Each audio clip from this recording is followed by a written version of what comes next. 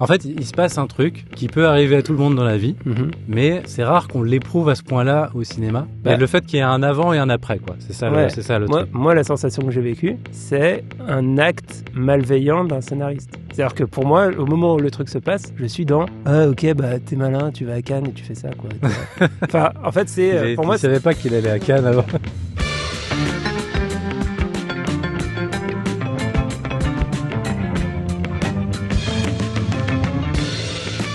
Bonjour à tous et bienvenue dans Calmos le podcast. Je suis Hugo Alexandre et j'ai le plaisir de retrouver mon camarade David Honora. Salut David. Salut Hugo. Bonne année. Il n'y a que nous deux, bonne année. Oui. Il n'y a que nous deux, ouais. Une fois n'est pas coutume, on n'est que tous les deux aujourd'hui parce que c'est un épisode un petit peu spécial, un épisode hors série. Ouais. On va pas se raconter de films. On va pas se raconter de films, ou on va se raconter plein de films peut-être, mais plus rapidement que d'habitude ouais, parce qu'on va faire un petit bilan de l'année 2025. On arrive un petit peu après la saison des tops où tous les magazines font leur top 10 de l'année, tous les journalistes, etc. Ouais. Nous, on a un petit peu débattu sur comment on allait organiser cet épisode particulier. On va pas faire un top 10 du coup. On va juste parler des films. J'allais dire, on est trop vieux pour ces conneries. Ouais, c'est ça. Non, mais en fait, c'est marrant parce que le concept de top... Alors, il y a plusieurs raisons, mais il y a déjà le fait que toi comme moi, là, cette année, on n'a franchement pas vu assez de films pour pouvoir... Oui. Se sentir légitime, ouais, voilà. Et même, je sais pas, je trouve avec le temps, j'ai du mal à me convaincre du fait que c'est vraiment si pertinent de partager son avis comme ça. Je sais pas. Ah oui, dans l'absolu, partager son avis.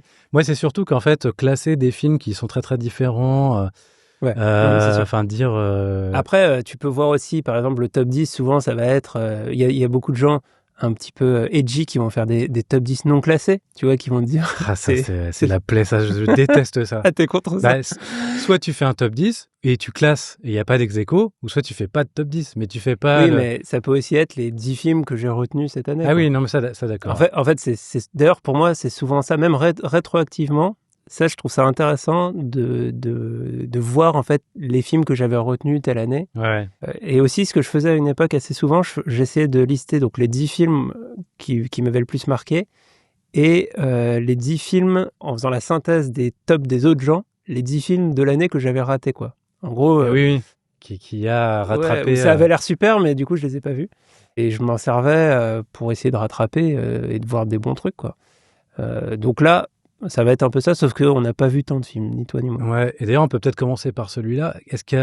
Parce qu'en fait, je dévoile un peu des secrets de préparation. Ouais. En fait, moi, j'étais parti dans l'idée de faire des catégories et dire dans chaque catégorie quel film nous a plu particulièrement cette année. Et toi, tu étais plus sur un mode un petit peu plus libre. Non, moi, j'aime bien l'idée de catégorie parce que ça va permettre d'alimenter la discussion et d'avancer. Le problème de la catégorie, c'est que parfois...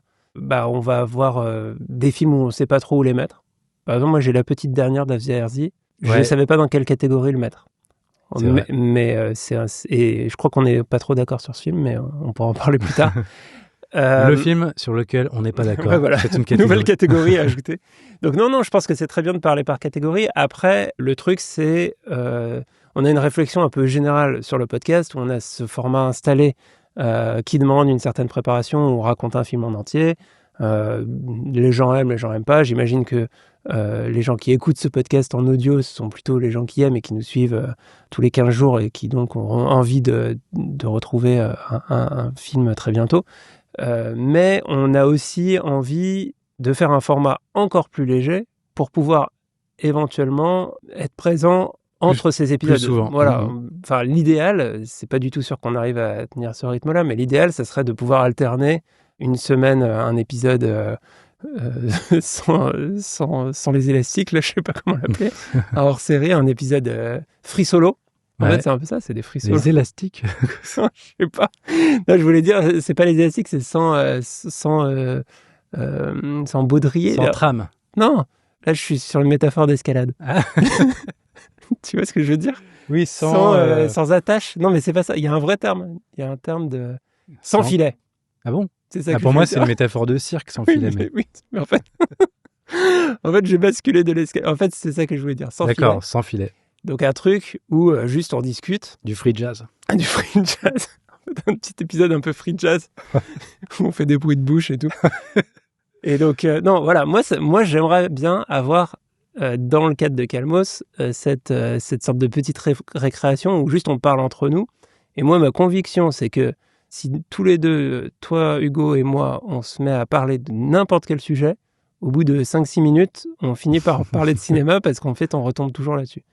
Et du coup, je m'étais dit, ça serait cool d'avoir un truc un peu à la con. Et moi, il y a une ref, je sais pas si ça va parler aux auditeurs, enfin, je pense qu'il y en a quand même pas mal qui écoutent. Et d'ailleurs, on voit dans les recos Spotify que c'est le cas.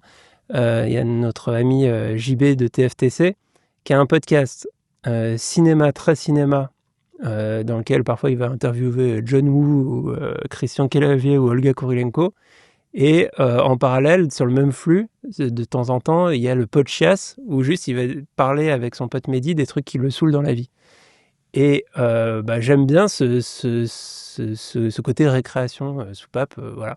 Je pense qu'on n'irait pas jusqu'à faire une sorte de Podchias où on parle vraiment de n'importe quoi, mais juste un truc où on sortirait un peu des cases et des codes pour parler de cinéma, mais de manière un petit peu différente.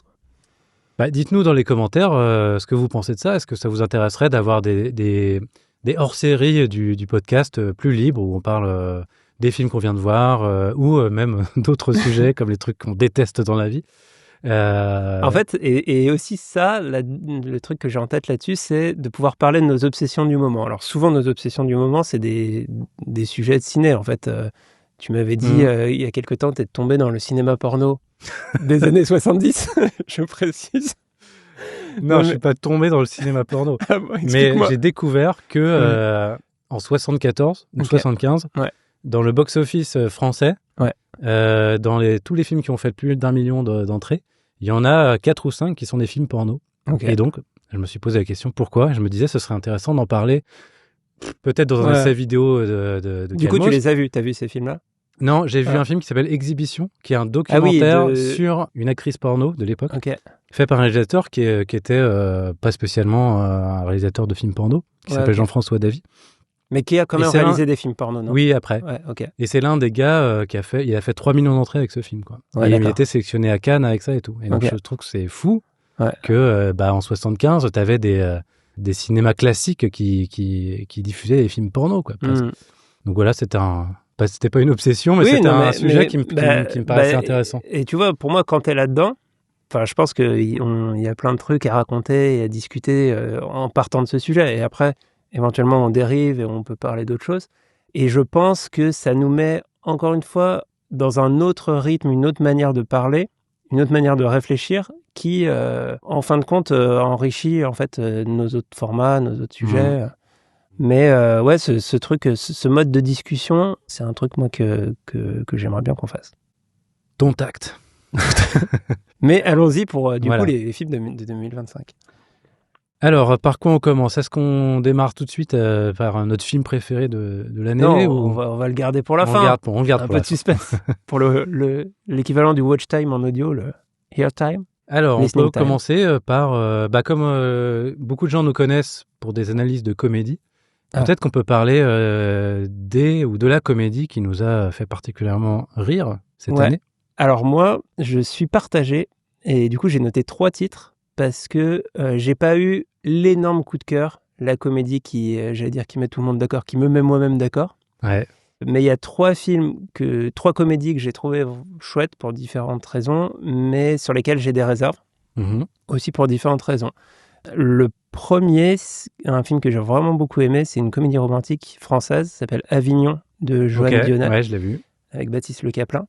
Et intrigue de comédie romantique assez classique avec un mec qui s'enferme dans un mensonge et pour draguer une fille et voilà. Et donc l'arène du film, c'est le Festival d'Avignon, donc il y a pas mal de trucs autour des théâtreux que je trouve assez marrants. Et là, en fait, juste la limite que j'aurais sur ce film pour dire que c'est la comédie qui m'a marqué, c'est que c'est quand même une comédie romantique. Donc en fait, toute une partie de ce que j'ai vraiment aimé dans le film, c'est presque plus le côté romantique que le côté comédie. Enfin, je trouve le film assez bien écrit. En fait, je trouve que ça renoue avec une sorte de tradition de la comédie romantique anglo-saxonne. Enfin voilà, oui, juste bien pas ficelé. Spécialement à la française d'ailleurs, parce que nous on n'est pas très fort à ça. C'est pas un genre très français, ouais. Et j'ai trouvé le film très, je sais pas si c'est le meilleur terme, mais mignon. Enfin, je sais pas, j'étais bien dedans. C'était mignon. Ouais, je suis d'accord avec ce terme. C'était mignon. C'est ça. Ça m'a pas forcément fait hurler de rire. Enfin, il y a quelques trucs qui fonctionnent bien. Il y a un second rôle qui est très marrant, qui est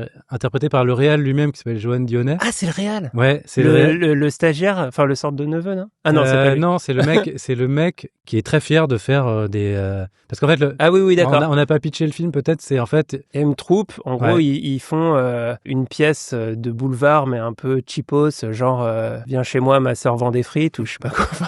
Je sais pas c'est quoi le titre. Comment ça s'appelle déjà? C'est ma sœur s'incruste, ça s'appelle. Ah, il y a une sœur, tu vois, ma sœur s'incruste. Donc Baptiste Le Caplin joue le rôle principal. Et à un moment, en fait, en plus, on connaît Avignon parce qu'on va au festival Frames. Ouais. Donc, c'est devant le théâtre du Chêne Noir où on a déjà fait des interventions. Et apparemment, pendant le festival d'Avignon, le théâtre du Chêne Noir, c'est un lieu où il y a genre les pièces un peu classe, typiquement pas Ma sœur s'incruste. Et en fait, il croise une fille pour laquelle il a eu un coup de foudre. Et il y a une sorte de malentendu où il va prétendre qu'il joue Rodrigue dans le cidre. Mm-hmm. Dans le cidre. il joue Rodrigue. Ça, c'est une autre pièce de boulevard. Ouais, Rodrigue dans le cidre. Putain. Allez, on arrête tout. On arrête le podcast, on part à Avignon. Non, donc il joue dans le cidre. Et donc elle joue aussi du classique, donc elle est un peu impressionnée, quoi. Et il va mentir, en fait. Il va laisser le doute jusqu'au bout. Et donc le personnage dont je parlais, c'est le gars qui est un des acteurs de la pièce et qui lui est super fier de faire ce qu'il fait. Et alors que lui, il a ce truc de c'est pas cool de faire du boulevard et tout. Et alors que lui, il assume à fond. Donc c'est lui le réal. Et d'ailleurs, le film est tiré d'un court-métrage réalisé par ce gars, et lui il jouait le rôle principal du court-métrage. Et donc pour le film, ils ont pris Le Caplin parce que je pense qu'il était plus bankable. D'accord. Mais voilà. Donc ça, petite comédie romantique sympa, avec quand même pas mal de trucs marrants. Mais voilà, là, à dire énorme coup de foot de comédie, peut-être pas, mais en tout cas, un film que je recommande, même si on a dévoilé quelques petites choses là. Mais... Moi, j'ai bien aimé l'aspect décor, le Festival d'Avignon. Ouais. C'est un truc en particulier, le Festival d'Avignon, et en fait, t'es vraiment immergé dans ce truc. Ouais. Et tu vois que Johan Dionnet, le réalisateur, il connaît ce truc et c'est son monde et tout. Après, sur l'aspect comédie romantique, je suis un peu plus réservé parce que c'est quand même très, très balisé et je trouve qu'il y a un peu des grands discours et tout qui fonctionnent moyennement. Mais moi, je suis client de ça. Moi, j'aime bien les comédies romantiques. Et là, je trouve que c'est... En fait, d'ailleurs, il y a eu une autre comédie romantique cette année qui a plutôt été aimée par les gens, c'est L'amour, c'est surcoté. Et moi, j'aurais bien aimé adorer ce film, mais je suis pas du tout rentré dedans.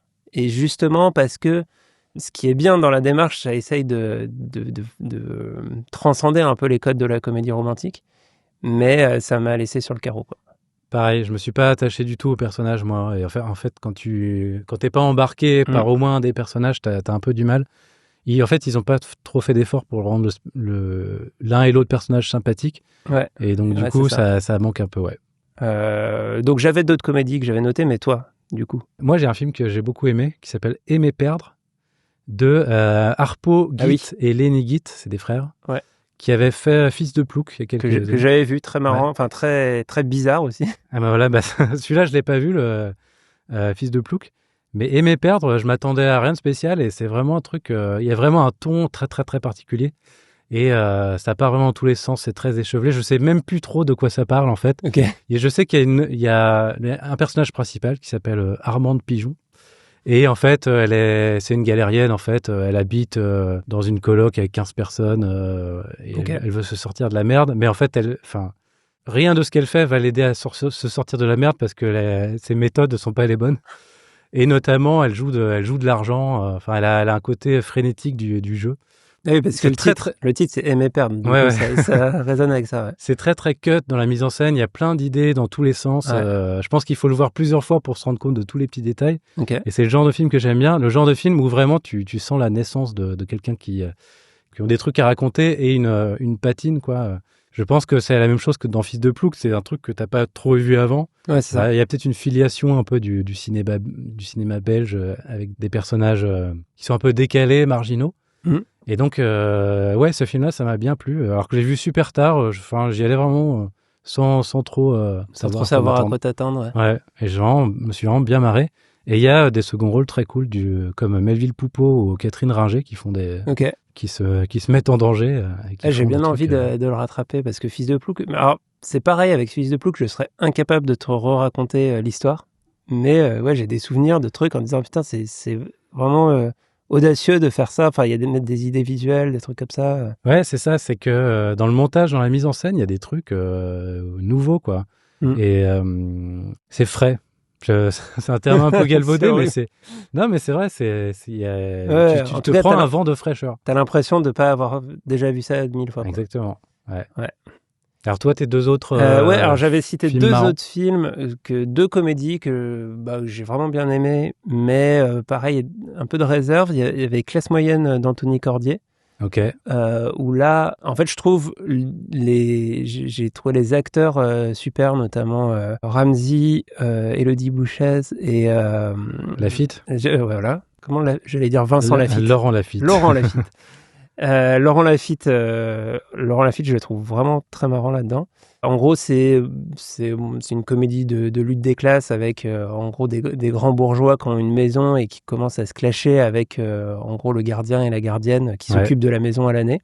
Et en fait, je trouve le film assez bien foutu dans la caractérisation des personnages et l'évolution, et même des trucs assez inattendus, en fait, dans les comportements. Et en fait, là où je suis resté un tout petit peu sur ma faim, c'est en fait, genre dans le déploiement de l'intrigue. C'est-à-dire qu'une fois que le conflit est installé, je trouve le film a un petit peu du mal à trouver sa conclusion. Et en fait, il va dans un truc où il y a une sorte de surenchère qui rebat moralement les cartes entre tous les personnages. Et presque, on perd un peu la comédie au profit d'une sorte de propos politique qui, en même temps, est pas si intéressant que ça, quoi. Enfin, Oui, qui était déjà... Enfin, moi, j'ai vu le film aussi et j'ai été moins convaincu.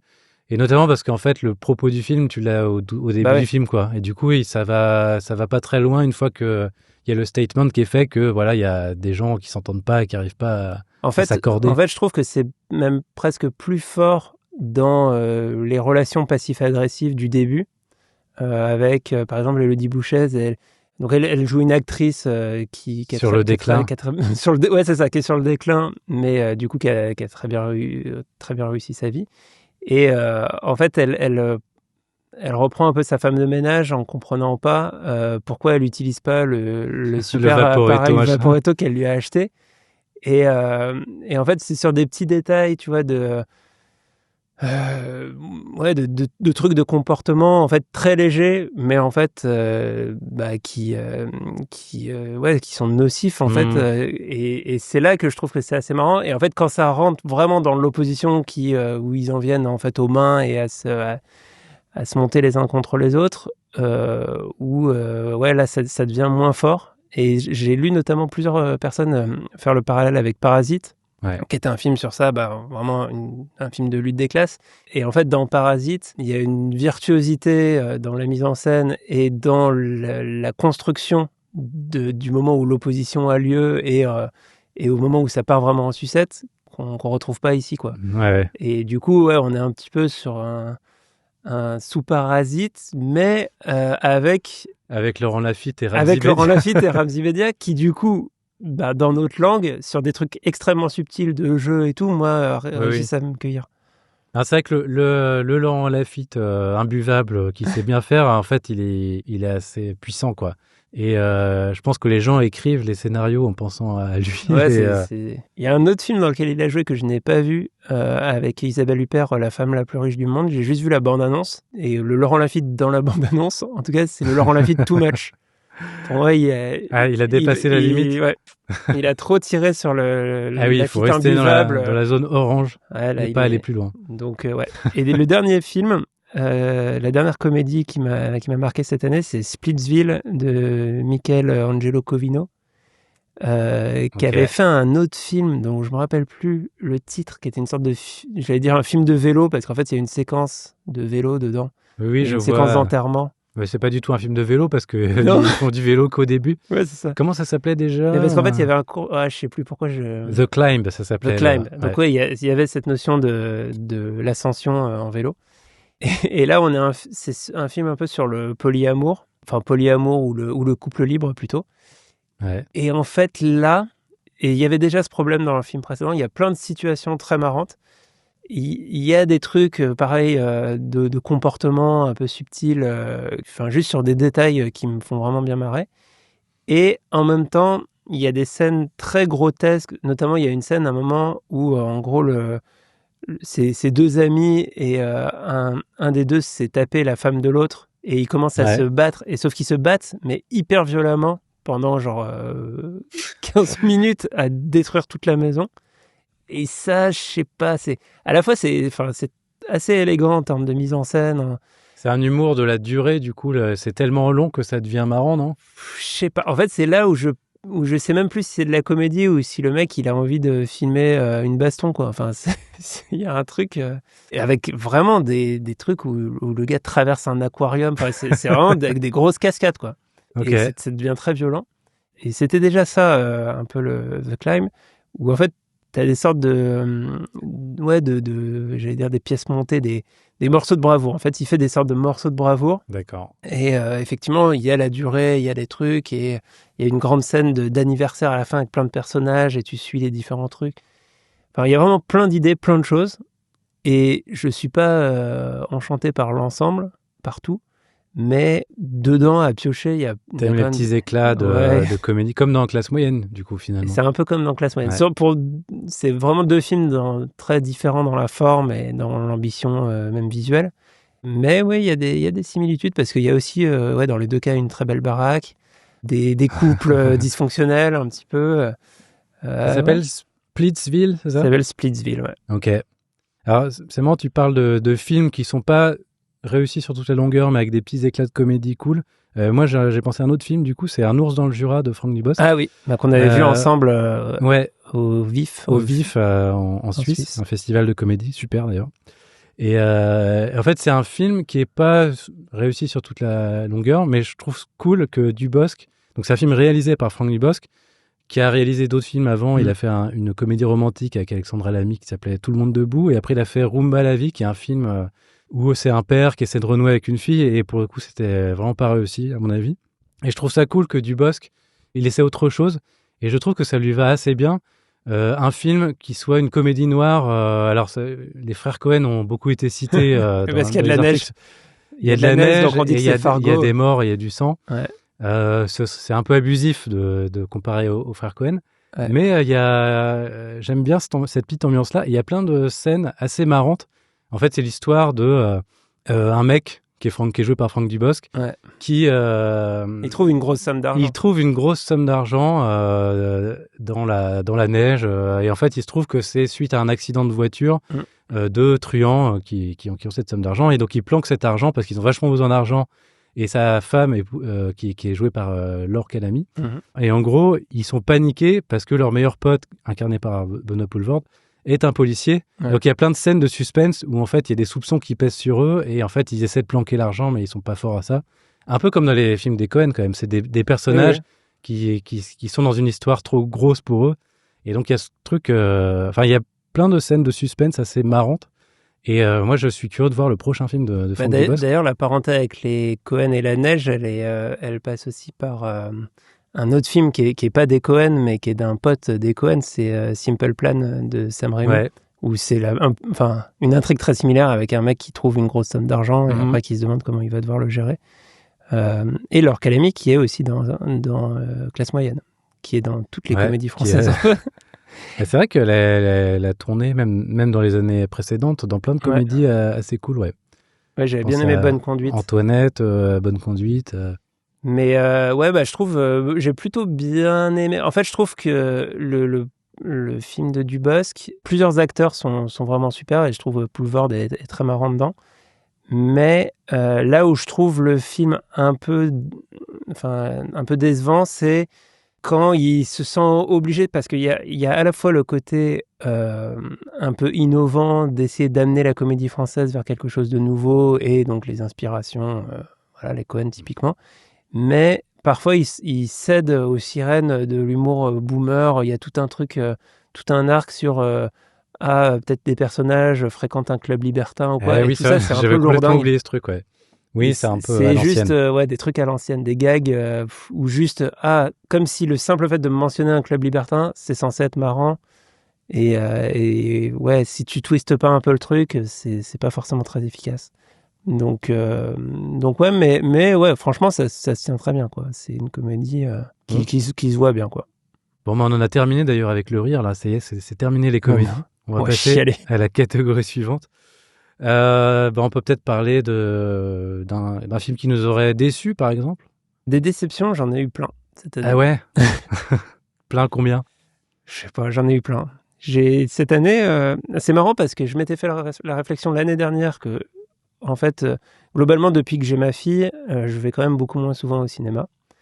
Et du coup, j'ai plus tendance à choisir les films que je vais voir et normalement avoir moins de déceptions parce que, en fait, rien que le fait que t'attends depuis longtemps. Ouais. Bah, j'attends et je choisis. Et en fait, rien que le fait d'être dans une salle de cinéma, ça me rend déjà un peu content, quoi. Je suis bien. Et malgré tout, là, cette année, il y avait plein de films, soit que j'attendais depuis longtemps, soit un cinéaste que j'aime bien, soit un truc où j'ai vu la bande-annonce et je me dis « Ah, ça a l'air sympa ». Et il y a eu plusieurs cas où j'ai été déçu. Je sais pas comment échelonner ces déceptions. Une déception où j'aurais pu prévoir que j'allais être déçu, il y a Highest to Lowest de Spike Lee. Ouais, ok. Parce que Spike Lee, ça commence à faire quand même quelques films que c'est la cata. Mais là, en fait, il fait un remake de Entre le ciel et l'enfer de Kurosawa, qui est un chef-d'œuvre absolu. C'est un film, si vous l'avez pas vu, il faut vraiment le voir. Mais justement, est-ce que c'était pas mauvais signe? Mais en fait, sur le papier, tu te dis, on ne sait jamais, parce qu'il fait un remake d'un film dont le scénario est exceptionnel. Alors, le truc aussi, c'est qu'il n'y a pas que le scénario dans le film de Kurosawa, il y a aussi la mise en scène qui est extraordinaire. Et il le fait avec Denzel Washington. Donc tu dis, retrouvailles entre Spike Lee et Denzel Washington sur un scénario a priori béton et tout. Le film est horrible. C'était vraiment très, très, très, très poussif. Et donc, pour pitcher juste l'histoire de base, qui est aussi l'histoire du film de Kurosawa, c'est un mec très riche dont le fils se fait kidnapper. Enfin, en fait, il croit ça parce que très vite, on se rend compte que c'est en réalité le fils de son ami et homme de main / chauffeur / plus vieil ami qui s'est fait kidnapper. Et du coup, comment tu switches quand en fait les ravisseurs ont demandé une très forte rançon et quand tu apprends en fait que c'est pas vraiment ton fils, mais en fait... Et donc le truc permet... Et après, il y a tout un déploiement dans les deux films. Enfin, la trame est vraiment suivie de la même manière que dans le Kurosawa. Mais là, c'est même pire que bof. Là genre, franchement, je ne recommande même pas d'essayer de le rattraper. Par contre, il faut absolument voir le film de Kurosawa qui est vraiment génial. Et le prochain Spike Lee, tu l'attendras peut-être avec moins d'impatience. Ouais, déjà, en vrai, ça faisait déjà plusieurs films que je me disais, c'est un peu foutu. Mais Spike Lee, en fait, il a fait des tellement grands films que parfois tu te dis, c'est comme le vélo, normalement, ça s'oublie pas, mais je sais pas. Toi, c'était quoi ta déception de l'année? J'en ai plusieurs aussi, mais en fait, il y a plusieurs types de déceptions. Il y a ce que tu dis, il y a le film, tu l'attends parce que c'est un réel que tu adores et tu sais que ça va te plaire. Il y a le truc où tout le monde dit ce film est un chef-d'œuvre et tout, et tu regardes et tu dis ouais, sans plus. Donc je peux commencer par la première catégorie. Moi mais c'était une déception prévue parce qu'en fait avec Quentin Dupieux, j'ai un algorithme, c'est un film sur deux je le trouve super et le film d'après je le trouve raté. Okay. Et le précédent film de Dupieux que j'avais vu, je l'avais trouvé super. C'était quoi le précédent? Le deuxième acte. Ah oui. Et tu l'as pas trouvé super? Moi, j'avais trouvé ça horrible. Donc moi, j'ai un algorithme différent. Ah oui. Ouais, c'est une fois sur 8, c'est correct. Ah oui. Non, j'avais pas aimé Dali, le précédent, et j'avais bien aimé Yannick, donc c'est vraiment 1 sur 2. Oui, et là, l'accident de piano, ça m'a saoulé. Je trouve qu'il se repose un petit peu de temps en temps sur les comédiens qu'il a. Là, il a Adela Exarchopoulos, qui est une super comédienne. Donc elle est bien dans le film, mais elle a pas grand-chose à se mettre sous la dent. Donc et elle fait quelque chose de quand même très différent de Mandibule, j'imagine. Oui, en fait, je peux pitcher en gros le film. C'est elle joue une influenceuse et son principe, elle se mutile, elle se met des coups et tout, quoi. Elle se fait parce qu'en fait, elle a une maladie qui fait qu'elle ressent pas la douleur. Ah oui. Le pitch du film, c'est quelqu'un qui vient l'interviewer après qu'il vient de se passer un drame dont on ne connaît pas tout à fait la teneur. En fait, elle est un peu en villégiature. Enfin, elle s'isole après un drame qui s'est produit. Et donc, c'est un peu le duel entre ces deux personnages. Bah, moi, pour le coup, en fait, avec Dupieux, mon principal truc, c'est que mais en même temps, c'est un bon côté. C'est-à-dire qu'il a tendance à bâcler un peu la fin de ses films. Donc, du coup, ça fait des films courts. Donc, ça, c'est plutôt cool. Ouais. Pour le coup, il y a une vraie fin dans celui-là. Ok. C'est qui est cool. Et du coup, même si j'ai des réserves, il y a un truc que j'apprécie vraiment beaucoup, c'est la direction d'acteur. Donc souvent, c'est super intéressant ce qu'il fait des comédiens et souvent, il va les amener dans des trucs qu'on les a pas souvent vus. Et là, carrément, j'ai fait l'impasse parce que tu m'avais dit que c'était devant. Je me dis, si même Hugo, ça l'a saoulé, là, ça... ça me saoule une fois sur deux. Hein, Mais après, pour autant, il y a quand même des passages marrants et c'est quand même une comédie et je me suis marré. Mais en fait, c'est aussi que j'en attends beaucoup de lui parce qu'il y a des films où je me suis vraiment beaucoup marré. Et le deuxième acte, j'ai pleuré de rire dans la salle, quoi. Ah ouais, non, moi, ça m'a exaspéré presque, je pense. C'est un des pires... là où j'ai vraiment l'impression que c'était en pilote automatique. Ouais, c'est marrant. Mais justement, je ne nie pas qu'il est en pilote automatique sur tous les films. D'ailleurs, c'est un truc des surréalistes. L'écriture automatique, c'est tu écris ce qui te passe par la tête et puis lui, il le tourne. Et pour le coup, je trouve que son écriture automatique, elle fonctionne dans certains cas. Et elle est même marrante parce qu'il sait faire des répliques qui claquent, il sait choisir les bons acteurs pour dire les répliques qui claquent. Il sait utiliser les acteurs à contre-emploi comme Lindon ou Garrel dans le deuxième acte. Ouais. Mais voilà, dans celui-là, c'est peut-être c'est un film un peu plus huis clos et donc où il y a un peu moins justement de répliques ou d'interaction entre les personnages, donc ça s'y prête un peu moins. Donc sinon, j'ai d'autres petites miettes de déception. Ouais. Parce que c'est un vrai gâteau to highest to lowest. Le reste, c'est un peu des micro-déceptions. Non, c'est pas des micro-déceptions, mais je vais juste dire les déceptions sans trop m'étendre dessus. J'ai 3 déceptions qui sont sur des réals dont j'ai bien aimé le travail, et là, je trouve que c'est des films en dessous. Running Man d'Edgar Wright, ça m'a très peu intéressé, alors que c'est un réalisateur que j'aime beaucoup. La chambre d'à côté de Pedro Almodovar, pareil, j'ai trouvé ça... Et alors en plus, c'est un film, un peu terne pour Almodovar, qui d'habitude fait des films visuellement très flamboyants. C'est sur la fin de vie. Ouais. Et c'est un film en anglais aussi. Je pense qu'il avait jamais fait ça en fait. Possible, ouais. Et tu dirais que du coup, peut-être que ça se sent qu'il maîtrise moins cette langue que je sais pas, mais c'est très très terne. Voilà. Ok. Vraiment, Almodovar, c'est un de mes réalisateurs vivants préférés. Je trouve quasiment tous ses films exceptionnels. Donc là, c'est une déception. Je dis pas du tout que le film est nul ou quoi, mais ça m'a pas vraiment emballé. Et même si je suis moins fan de lui au général, Yorgos Lanthimos, Bugonia. Ouais. Moi, j'ai plutôt aimé. Alors là, ouais. Mais toi, t'aimes bien Lanthimos en général, du coup? Non. Non, justement, c'est pour ça que j'aime pas du tout au même niveau que Edgar Wright ou Pedro Almodovar. Mais par exemple, j'avais beaucoup aimé Poor Things, Pauvre créature, notamment pour la prestation d'Emma Stone. Donc en fait, je suivais un peu le tandem. D'ailleurs, il y a une blague qui me fait rire que j'ai vue sur Internet à propos d'eux, qui dit Yorgos Lanthimos, c'est un film de pouvoir voir Emma Stone en dehors du boulot. En fait, ils enchaînent.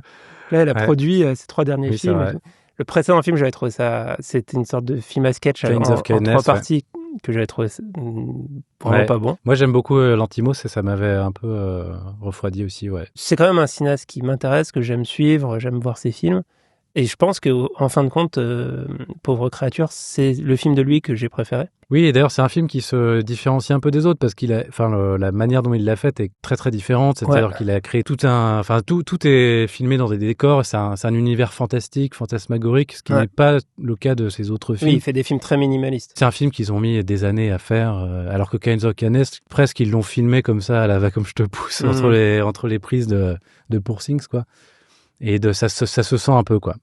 Et celui-là, moi je trouve que je retrouve quand même le Lanthimos que j'aime bien. Je trouve que Emma Stone est géniale dedans. Ouais. Mais il y a un côté bout de piste quand même. il tire un peu le même fil depuis plusieurs films. Ouais. Et là, il a annoncé qu'il allait prendre un petit peu de vacances parce qu'il a enchaîné. Il a fait 3 films en 2 ans, je crois. En fait, là, je trouve qu'il y a un côté un peu pointless, sans dévoiler trop. Pour raconter l'histoire, c'est Emma Stone, elle joue une millionnaire très riche, et on suit 2 personnages. Ils sont frères d'ailleurs, oui, ils sont frères.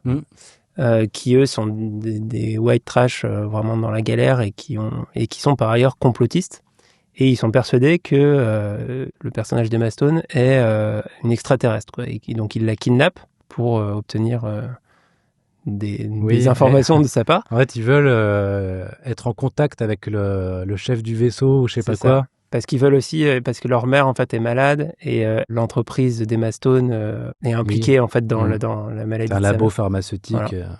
Et en fait, tout ça est très bien raconté d'ailleurs par la bande-annonce, à peu près.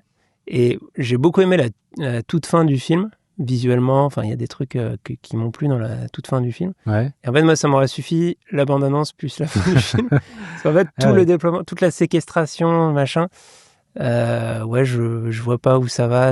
Il y a un truc un peu torture porn qui m'a pas parlé. Ah oui. Bon, il y a pas. Ouais. En fait, il séquestre une meuf pendant 2 heures de film, quoi. Oui, c'est vrai. C'est quand même ça le sujet. Mais ça m'a pas choqué. Il y a beaucoup de dialogue aussi. C'est pas juste il la torture. Oui. C'est une sorte de battle verbal finalement, parce que elle essaie de lui retourner le cerveau et lui il résiste, etc. Donc, mais moi, ça m'a donné envie de voir le film initial, parce que c'est un remake. Okay. C'est le remake d'un film coréen, je crois. Okay. Et j'aimerais bien savoir à quoi ressemble le film initial, parce que je pense que le traitement est complètement différent, mais je crois il a pas changé grand-chose de la trame. Donc ça, pour le coup, ça m'a donné envie de voir un autre film, ce qui est cool. Ouais. Mais je l'ai pas vu, donc je pourrais pas en dire plus. Et t'avais d'autres déceptions ? Dans les déceptions, c'est ce que je disais tout à l'heure, il y a des films qui arrivent... Enfin, tout le monde dit que c'est génial. Et par exemple, The Brutalist. En fait, je saurais pas dire si ça m'aurait plu, si j'en avais rien entendu avant, comme souvent plein de films.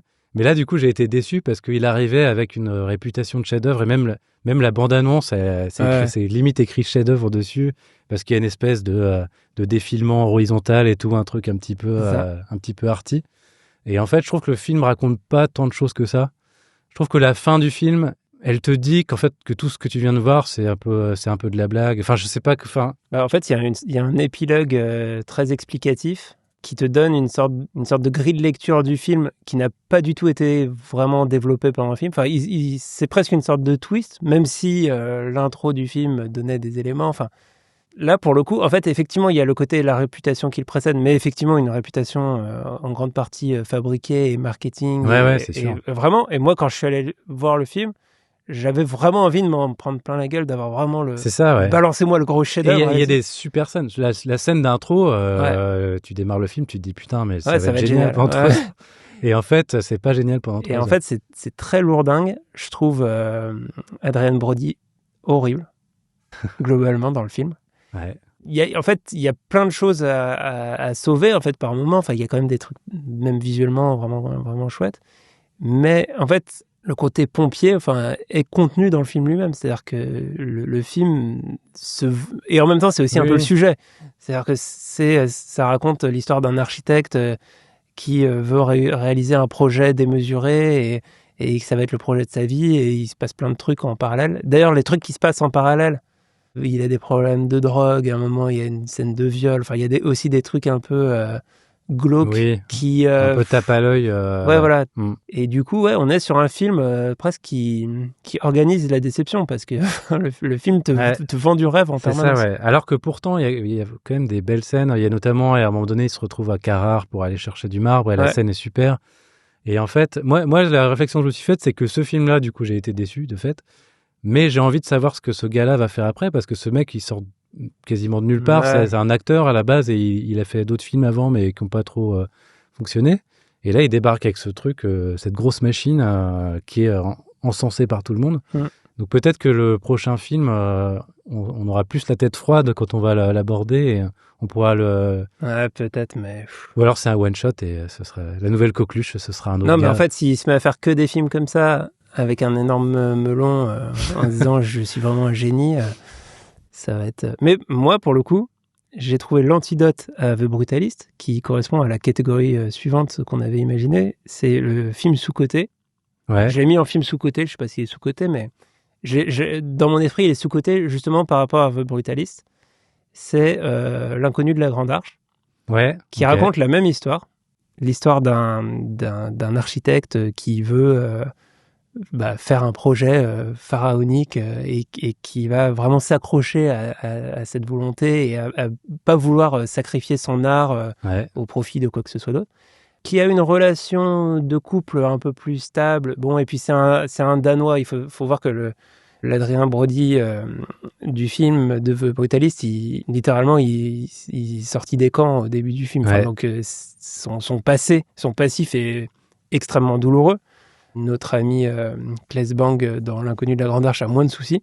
Oui, parce que l'acteur, c'est Claes Bang, qui est le rôle principal de The Square qu'on a raconté exactement. Dans le podcast. Un Danois. Et sa femme est jouée par la Danoise de service, dont j'ai oublié le nom. Sitz Babette Knudsen, la Danoise de service. Et donc, et pour raconter le sujet du film, tout simplement, il y a eu... ça, je ne savais même pas ce truc, c'est que pour le projet de la Défense, donc l'Arche de la Défense, il y avait eu un appel à candidature anonymisé. Et donc, des architectes du monde entier ont envoyé leur projet et ils ont choisi un gars en fonction de son projet et il se trouve que c'était un Danois inconnu, quoi. Et donc, le gars, il arrivait, c'est sous Mitterrand, il arrive et il vient pour faire son projet. Et donc, il y a plein de parallèles avec The Brutalist. Il y a notamment la scène où il va chercher du marbre en Italie, la même scène. Plus réussi d'ailleurs, je trouve. Enfin, ça va plus droit au but, c'est plus efficace. Et tout le truc sur, c'est pas vraiment l'artiste maudit, mais en tout cas l'artiste, le côté vraiment très romantique de vouloir porter le projet de sa vie, ça m'a intéressé. Et j'ai aussi un peu une sorte de kink sur ces récits de cette France-là. Enfin, en fait, une histoire pas si ancienne, d'une France qui se rêvait un peu, oui, je sais pas, romantique et ambitieuse. Enfin, peut-être que je sais pas, dans 30 ans, on pourra faire ça sur le mec qui a organisé la cérémonie d'ouverture des JO. On pourra dramatiser le truc et dire « Oh non, le jour même, il pleut » et tout. Mais en tout cas... je suis sûr qu'ils vont le faire, alors, pas dans 30 ans. Peut-être l'an prochain. Même. Je trouve qu'il faut attendre un peu avant de le faire. Quand même. Et du coup, le film... assez simplement m'a bien emballé. En fait, il y a plein de petits détails sur raconter comment en fait ça se passe de gérer le chef de cabinet, les pressions de la réalité, de l'architecte. En fait, comment dans le monde réel un artiste peut s'exprimer sur un projet extrêmement ambitieux qui a plein d'implications financières et tout ça. Et il y a une petite pépite aussi dans le film sur laquelle je reviendrai parce que c'est pour une autre catégorie. Teaser. Mais voilà. Toi, c'était quoi ton film sous-coté de l'année? Moi, il n'y a pas vraiment de film sous-coté que j'ai vu. Mais en réfléchissant à la catégorie, j'ai pensé à Eddington de Ari Aster. Et même le précédent film d'Ari Aster, Beau is Afraid, c'est un film qui a fait genre 10 000 entrées et que personne n'a vu. Alors que c'est seulement 10 000 entrées? De l'ordre de 5 chiffres en tout cas. Ok. Et ce film, je pense que c'est pareil. Et en fait, c'est pas tellement un film sous-coté, mais c'est ce genre de film qui reste très peu longtemps à l'affiche et dont peu de gens parlent. Alors que je pense que c'est un film qui est très très riche, qui gagne à être vu. Pareil, c'est très compliqué de le résumer. Mais en gros, comment je pourrais... Tu te souviendrais? Je l'ai pas vu, moi. Tu l'as pas vu? Je l'ai pas vu parce que moi, alors pour le coup, avec Ari Aster, pour moi, c'est un réalisateur surcoté. C'est-à-dire que j'aime vraiment pas ses films. À la limite, Beau is Afraid, c'était une souffrance, mais il y avait un truc un peu original. Mais du coup, je suis pas allé le voir parce que là, carrément, on m'a dit que c'était pas bien, quoi. En fait, c'est un film très très différent de ses 3 premiers films où c'était plus des films d'angoisse, d'ambiance qui te mettaient mal à l'aise. Bon, il y a un peu des scènes comme ça, mais en fait, c'est le duel dans un petit village du Nouveau-Mexique entre le shérif et le maire. Et en fait, c'est un film qui est très contemporain. En fait, ça se passe maintenant. Et en fait, il prend en charge tout ce qui est réseaux sociaux, la conjoncture actuelle politique aux États-Unis, etc. Ça parle de Trump. En fait, c'est un film vraiment qui condense l'époque. dans 2h30. C'est assez long, hein, 2h30 de film. Et en fait, je pense que le premier visionnage, j'ai pas perçu toute la richesse du film. Et c'est en ça que je dis que c'est sous-coté, c'est que en fait, moi quand je l'ai vu, ça m'a plu et c'est notamment très marrant, comme souvent les films d'Ari Aster, si on aime l'humour un petit peu noir. Et c'est un film, je pense, qui gagne à être vu plusieurs fois et qui cache plein de petits détails. Après, je dirais pas. C'est vrai qu'en fait, il est pas si sous-coté que ça, Ari Aster. Les gens en parlent de lui, mais en fait, je me rends compte que ces films sont pas tellement vus, quoi. Ok. Midsommar avait quand même bien marché, non? Midsommar, je pense que c'est son hit, mais les critiques parlent de lui, mais les gens vont pas voir ses films, quoi. À mon sens, ils ont un peu raison, mais c'est un autre sujet.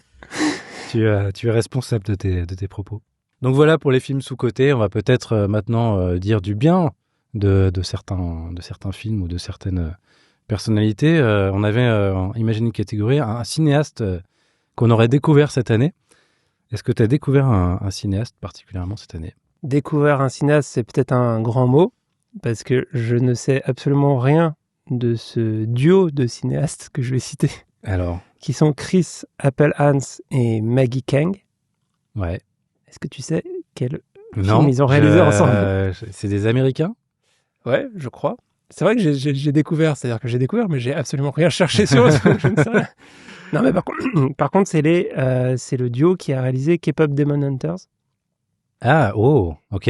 Et qui est donc un film d'animation Netflix avec 3 héroïnes qui sont donc des chanteuses K-pop / chasseuses de démons. Ok. Et qui vont affronter un moment, ou en tout cas avoir une rivalité avec un boys band de K-pop, qui sont en fait des démons. Enfin, il y a tout un truc. Et ça a été un hit énorme, et notamment la BO, qui est de la K-pop, mais hyper bien foutue, et qui a été en top des charts. Mais c'est une œuvre originale ou c'est l'adaptation? Non, c'est un truc complètement original. Ah ok, d'accord. Et en même temps, toutes les infos que je vais donner ne sont absolument pas vérifiées. Donc je crois que c'est original. J'en suis quasiment sûr. Et donc j'ai regardé avec ma fille. Et c'est vraiment super en termes d'animation et d'idées visuelles, de rythme, de tout. Enfin, c'est vraiment un super film, quoi. Enfin, qui est un peu... C'est pas exactement ça, mais dans la lignée des films d'animation type Spider-Verse, quoi. C'est pas exactement ce style d'animation, okay, mais on est sur ce genre de truc foisonnant et pas dans la tradition de l'animation à la papa, quoi. Enfin, il y a un truc un peu moderne. Et par ailleurs, en fait, l'histoire racontée, les retournements et la musique, enfin bon, du coup, comme je l'ai vu avec ma fille et qu'elle est devenue vraiment fan de la BO et qu'elle la chante à tue-tête en permanence, donc en plus j'ai le hit dans plusieurs langues. C'est un film qui est quand même destiné plus aux enfants et aux ados qu'aux adultes, ou c'est genre tu peux je pense que c'est complètement se voir en tant qu'adulte. D'ailleurs, les grandes blagues quand il y avait eu les Spotify charts ou machin, les gens Spotify Wrapped, les gens disent comment ça se fait que j'ai ça dans mon top, c'est parce que j'ai des enfants. Ah non, j'ai pas d'enfants, machin. Enfin, plein d'adultes les ont regardés, tout ça. D'accord. Et même, je dirais, ma fille, elle a 4 ans, je pense, en vrai, elle est un petit peu petite pour ça normalement, mais elle a quand même bien kiffé, et elle appelle ça le film de la fille avec la tresse violette, parce que l'héroïne a une tresse violette. Ok. Enfin, c'est d'un niveau de qualité qui est vraiment, vraiment exceptionnel. Enfin, je suis un peu déçu. Enfin, je trouve ça un peu dommage de découvrir ça sur Netflix plutôt que de le voir au cinéma.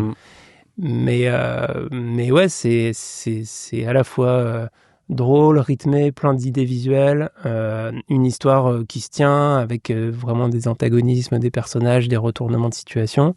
Et ouais, je pense que c'est vraiment un film important de cette année. Ok, donc tu vas suivre ces deux personnes dont j'ai oublié le nom. Et Chris et Maggie, là, c'est un de leurs premiers films. Enfin, je crois qu'ils ont déjà prévu de faire la suite. Ouais, je pense que c'est vraiment des gens à suivre. Et ben moi aussi, j'ai découvert quelqu'un. En fait, on dit découvert, mais finalement, c'est peut-être des gens qui font des films depuis longtemps déjà. Mais par exemple, j'ai vu un film d'un certain Simón Mesa Soto, qui est un Colombien. Et donc, il avait déjà fait un film en 2021 qui s'appelait Amparo. Et là, le film qu'il a sorti cette année, c'est en 2025, c'est Un poète. Je sais pas si t'en as entendu parler. Ouais. Et en fait, c'est une comédie colombienne.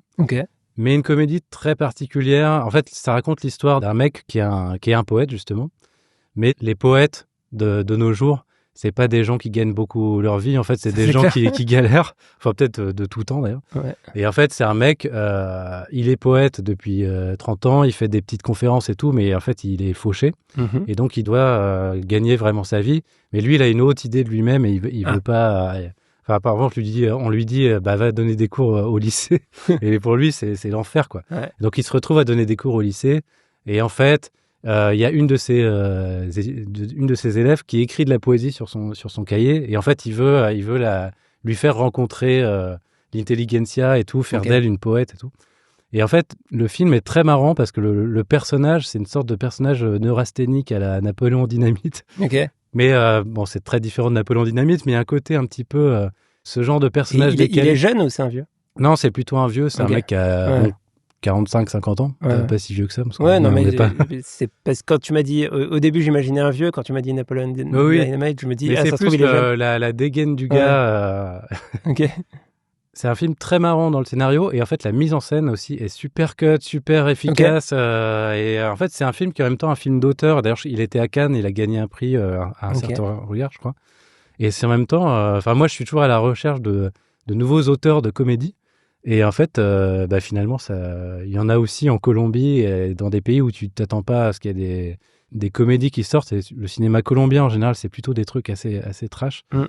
Et donc, voilà, Simone Mesa Soto, je pense que je vais rattraper son film de 2021. Là. Je sais pas du tout si c'est une comédie, mais je pense que j'irai voir son film suivant. Et dans le même ordre d'idée, pareil, il y a un réal qui a déjà fait plein de films.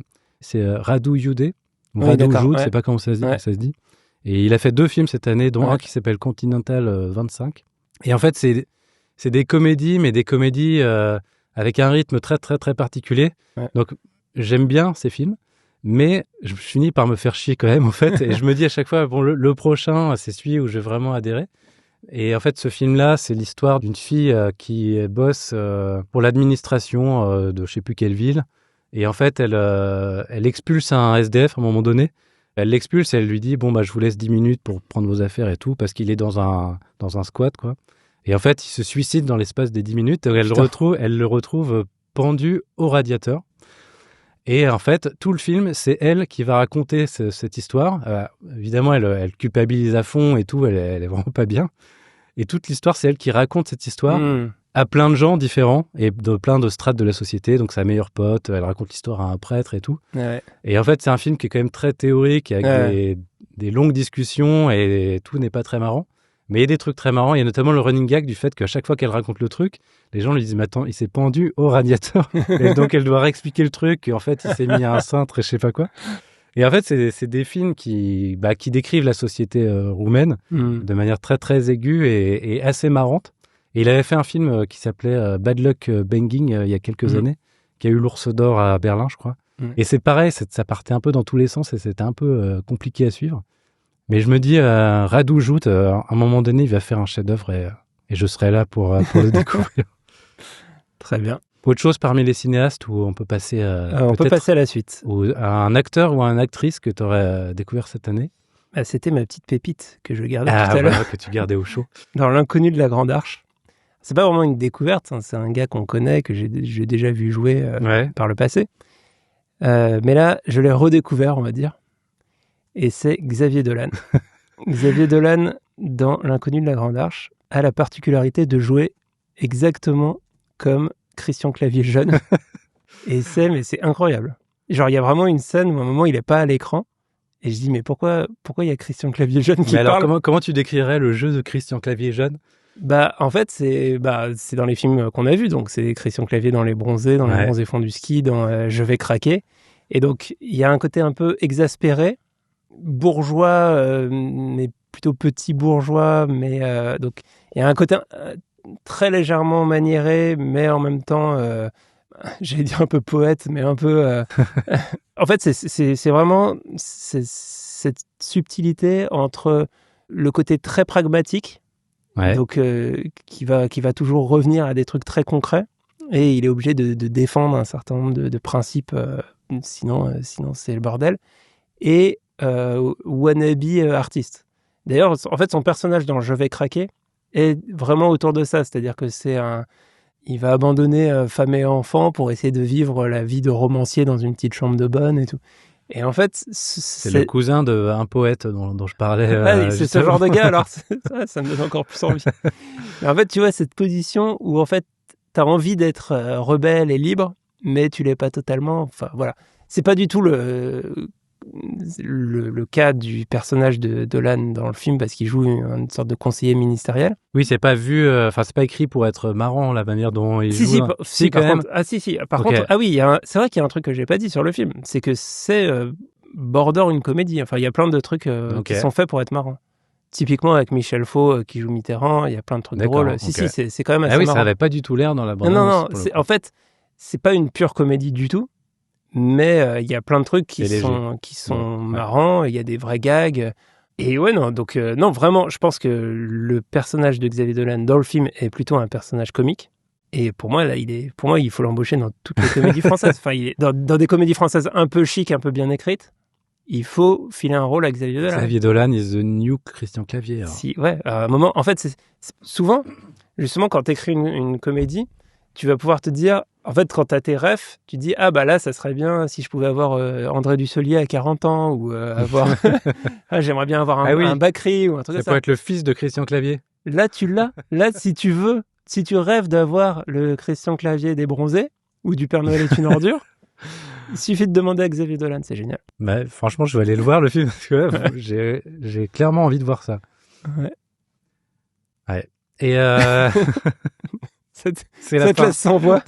Non, toi, t'en avais un acteur ou une actrice que t'as découvert? Non, alors moi, ça rejoint des films que j'ai déjà cités, mais du coup, il y a une actrice et un acteur, et je pense qu'on les reverra jamais, parce que je pense que c'est pas des acteurs pros. Ouais. Mais l'actrice de Aimer perdre, qui s'appelle Maria Cavalier-Bazan, elle est trop marrante, et l'acteur de Un poète, qui s'appelle Ubeimar Rios, et je crois que c'est pareil, c'est pas un vrai acteur, mais c'est des natures en fait, et donc ils ont une tête, ils ont une façon de se mouvoir et de jouer qui est super, quoi. Donc voilà, j'ai pas d'équivalent d'un nouveau Christian Clavier à proposer à nos auditeurs, malheureusement. Ouais, moi, j'aurais pu citer aussi une actrice. Bah, du coup, je me demandais quand est-ce que j'allais citer la petite dernière dans l'épisode, mais c'est on peut en parler, ouais. C'est un film que j'ai beaucoup aimé. J'aime globalement beaucoup la filmo d'Afzia Herzi, là, depuis qu'elle s'est mise à réaliser des films. Et du coup, l'actrice principale, qui s'appelle Nadia Meliti, je l'ai trouvée vraiment intéressante. Ouais. Je pense qu'elle a du potentiel. J'aime bien aussi l'actrice qui joue son amoureuse à un moment, qui s'appelle Jimin Park, et que j'avais déjà vu dans un film de Davy Chou qui s'appelle, j'allais dire, Au revoir Séoul, mais c'est pas du tout ça. C'est Retour à Séoul, c'est l'inverse. Okay. Mais donc elle, c'était pas une découverte. Je l'avais déjà trouvée super dans un précédent film. T'as envie de voir d'autres films avec elle. Et oui, elle, je pense qu'elle a un très bon potentiel et qu'elle peut continuer. Mais je suis d'accord sur Nadia Meliti, elle est super. C'est vrai que le film, peut-être qu'on peut un peu parler du film et déjà pitcher le film. Donc en gros, c'est une jeune fille qui est adolescente, post-adolescente, disons. Qui est la petite dernière d'une j'allais dire une fratrie, mais fratrie de sœurs. Enfin, c'est la plus jeune d'une famille avec que des sœurs. Et donc elle est musulmane pratiquante, et elle se découvre une sexualité lesbienne. Et donc c'est que l'histoire, le film raconte comment on fait cohabiter les deux. Et moi, le problème que j'ai avec le film, c'est que je trouve que le film en reste au statu quo initial. Et je trouve que le film ne montre pas comment elle s'en sort avec ça. Le film ne fait que surligner ce statu quo, dire, voilà, c'est comme ça. Il y a même une scène avec un imam qui dit clairement, c'est compliqué, quoi. Ouais, mais c'est ce qui est vrai. Oui. Mais en fait, à la limite, j'aurais été intéressé de voir un film qui dit que c'est un statu quo et comment concrètement on vit sa foi dans ce statu quo, et on la voit pas tant vivre sa foi, je trouve. Mais ce qui m'intéresse dans les films d'Afzia Herzi, c'est que elle filme des personnages. C'était particulièrement le cas, elle s'était mise en scène dans son premier film qui s'appelle Tu mérites un amour. Elle filme des personnages qui n'ont pas les réponses, justement, enfin qui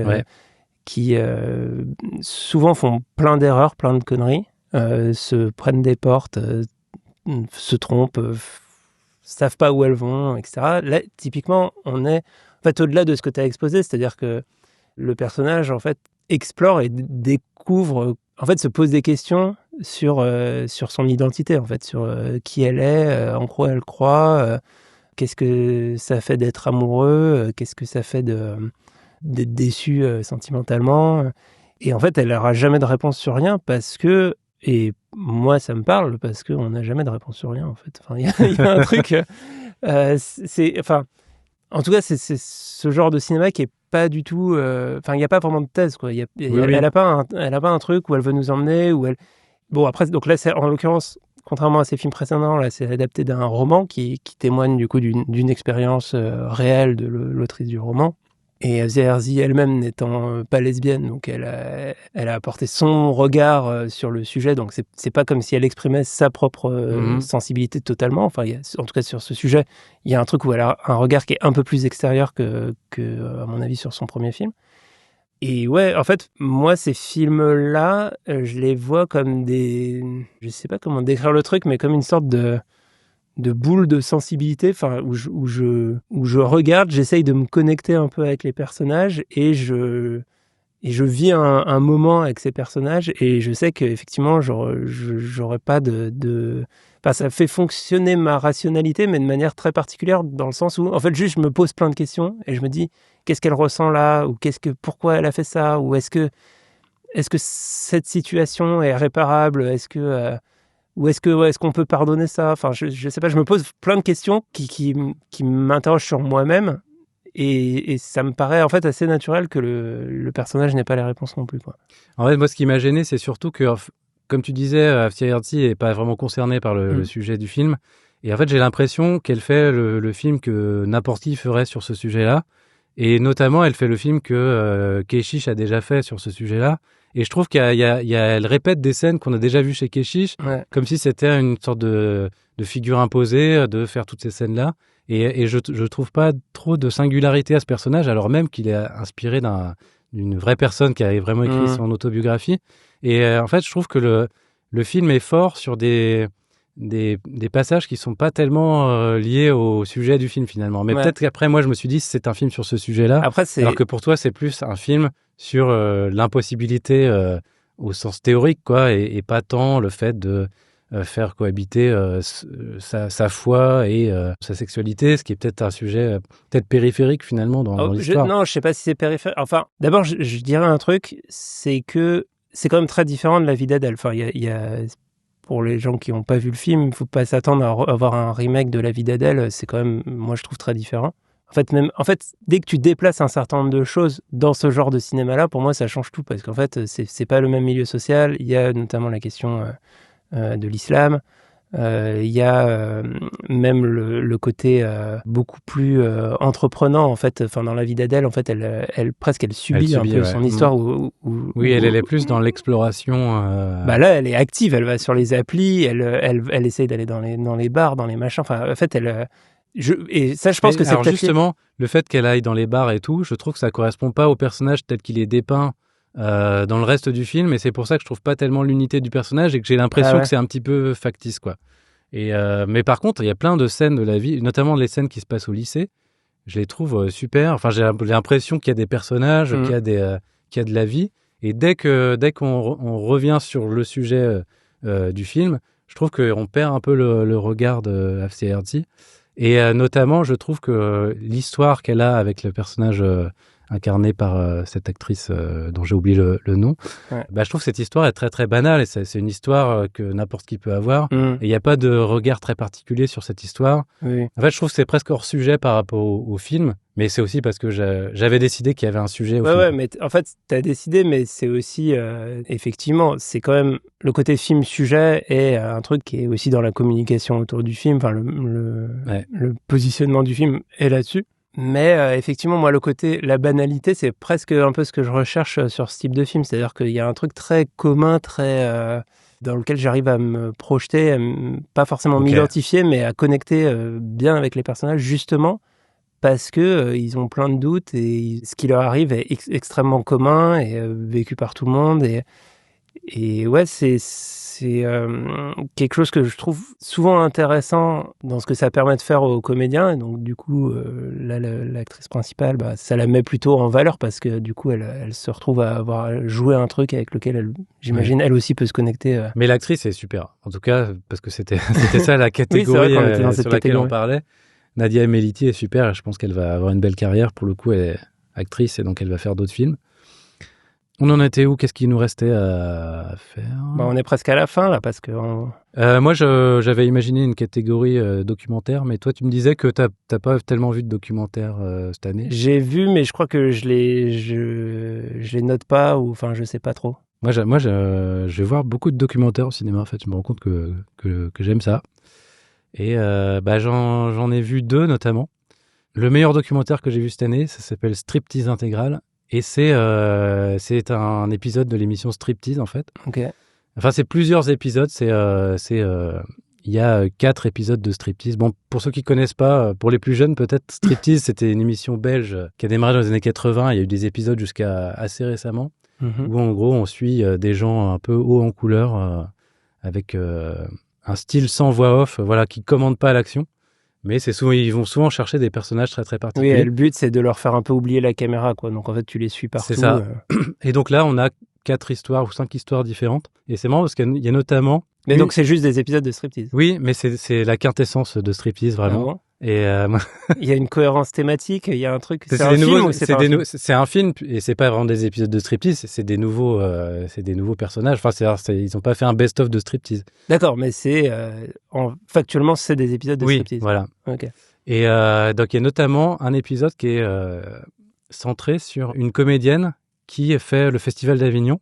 Ah, et en fait, elle fait le Festival d'Avignon dans des salles de 5-6 personnes, quoi. Yes. Et en fait, tu vois le quotidien de ce que c'est, mais limite, elle est pas vraiment comédienne. En tout cas, elle monte sur scène parce qu'elle avait envie de faire ça. Et tu vois le quotidien de cette personne-là, et t'es vraiment en immersion dans ce délire du Festival d'Avignon, qui est un truc très, très particulier. Et donc voilà, il y a plusieurs petites histoires. Il y a aussi des influenceuses à Dubaï. Il y a un mec qui est persuadé d'avoir un cancer, donc il est mal. Et alors qu'il a rien. Et le film se termine par une autopsie en plan séquence de A à Z.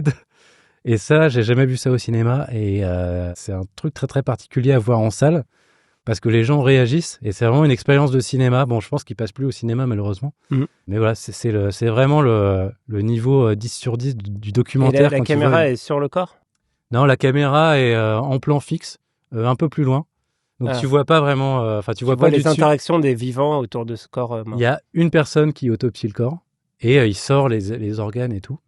C'est une personne toute seule ? Ouais. Par contre, il commente à voix haute. En plan fixe, je sais plus s'il parle, mais c'est un truc insupportable ce que tu me décris. Là, franchement, c'est marrant parce que il y a très longtemps, c'était vraiment au début de YouTube et Dailymotion.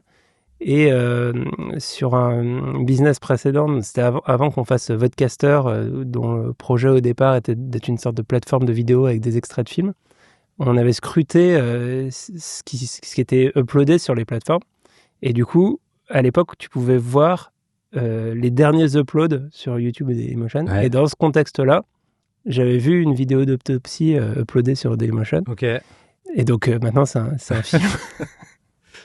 C'est du cinéma vérité, quoi.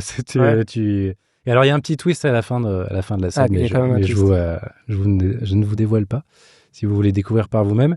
Mais c'est vraiment, en fait, moi, ce que je demande au cinéma aussi, c'est de vivre des expériences que j'ai pas vécues avant. Et ça, alors par contre, il y avait un film qui est sorti il y a quelques années où ça ressemblait un peu à ça. Ça s'appelle De Humanis Corporis Fabrica. Oui.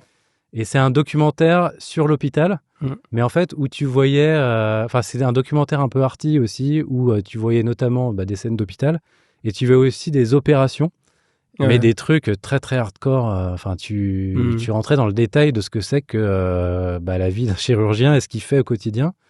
Et tu avais notamment des opérations très, très graphiques, et en même temps, les dialogues des chirurgiens qui discutent entre eux, qui parlent de ce qu'ils ont fait la veille et tout, du film qu'ils ont vu la veille. C'était un film aussi très, très à la fois éprouvant et une expérience de cinéma, quoi. Et j'ai un peu retrouvé ça avec donc Striptease Intégral de Jean Libon et Yves Inan. Donc si vous supportez pas les scènes de ce genre, vous pouvez aussi arrêter juste avant la fin quand vous voyez qu'il y a... Mais si vous faites ça, le striptease ne sera pas intégral pour le coup. Exactement. Mais l'affiche du film, c'est vraiment, tu vois, un personnage avec des intestins et tout. Et il y avait un autre documentaire que j'ai bien aimé aussi, qui s'appelle Fragment d'un parcours amoureux. Ah oui, j'en ai entendu parler. C'est un documentaire un peu concept d'une certaine Chloé Barrault, donc qui a décidé d'interviewer tous et toutes ses ex. Amants. Alors je sais pas si c'est elle qui a mené les interviews ou pas, mais tous ses ex et toutes ses ex parlent d'elle à la troisième personne, donc je sais pas si elle est là. Mais en gros, ça dresse vraiment un portrait de la personne, alors qu'elle est pas là, on la voit jamais. Et il y a des personnes connues dedans, non ? Oui, alors il y a notamment Anna Mouglalis. Okay. Il y a Rebecca Zlotowski aussi, qui est une cinéaste. Il y a Anne Berest, qui est une écrivaine. Et il y a aussi des gars, et des Italiens, des Français, parce qu'elle est franco-italienne, je crois. Elle opère à l'international. Ouais. Et donc, en fait, c'est en même temps le portrait d'une personne, et en même temps une réflexion sur ce que c'est le couple, l'amour, comment les relations se nouent entre les gens. Donc, c'est super intéressant. Alors, ça va sûrement être sur une plateforme. Maintenant, je pense que ça ne passe plus au cinéma non plus. Donc, voilà pour les documentaires. Donc, on va peut-être terminer avec notre film préféré de l'année à chacun. On avait teasé. On l'avait gardé pour la fin. Alors, David, quel a été ton film préféré de l'année 2025 ? Moi, ça n'a pas forcément été une énorme année parce que voilà, mon film préféré, vraiment, j'ai adoré La Séance, mais avec le recul, je vois aussi quand même pas mal de faiblesses au film. Mais c'est Une bataille après l'autre de Paul Thomas Anderson. Et vraiment, enfin ouais, j'essayais de faire un peu le compte. Enfin voilà, il y a pas de film qui m'a autant plu que celui-ci. Et malgré tout, c'est pas non plus si je mets sur les 10 dernières années, c'est pas non plus voilà. Donc, tu dirais que c'est une petite année 2025. Je pense, pour moi, c'est une petite année. Sachant que j'ai vu, je pense au total un peu plus d'une centaine de films en comptant les films déjà sortis. C'est-à-dire que je sais même pas le compte des nouveautés que j'ai vues cette année. Donc j'ai vu très peu de films par rapport à ce que je pouvais avoir l'habitude il y a 5 ou 6 ans. Donc tu n'as peut-être pas encore vu ton film préféré de 2025. Oui, par exemple, il y a notamment, d'ailleurs il est en une de plusieurs magazines, le film de Kleber Mendonça, le réalisateur brésilien. Il y a des chances que j'aime beaucoup, je sais pas. L'agent secret. L'agent secret, que j'aurais peut-être vu d'ici la diffusion de ce podcast. Mais... Et il y a aussi Avatar 3 d'ailleurs que j'ai pas encore vu, mais que j'aurais peut-être beaucoup aimé au cinéma. Donc Une bataille après l'autre de Paul Thomas Anderson, c'est comment pitcher ça, l'histoire d'un ancien révolutionnaire qui a eu sa fille avec une autre révolutionnaire, mais qui a un peu disparu du tableau. Il a élevé sa fille seul et il se retrouve embarqué face à des forces du gouvernement et aussi des forces plus obscures de white suprémacistes qui se retrouvent dans des caves.